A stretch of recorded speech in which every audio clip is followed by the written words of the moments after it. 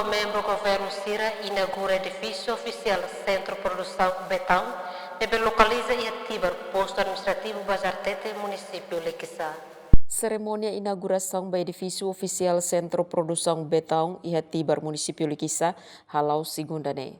Lejos se discurso e ceremonia inauguração ne, Presidente da República Geramos Horta, Hodi Estado Nianarang, hatou parabéns, no agradece a companhia King Kun Construction Material Engineering Co. Ltd.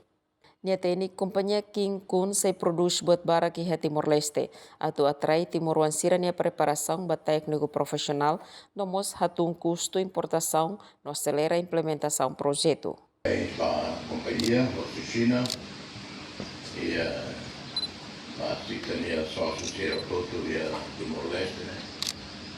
O projeto IRANE, que é importante, nessa integra e o plano geral do governo União para acelerar a diversificação econômica, para reduzir a importação, a meio de importação, a auxílio, para a fabricação e a Timor-Leste, né, significa o primeiro upgrade que tem a Timor-Leste, preparação técnico-profissional, oportunidade financeira.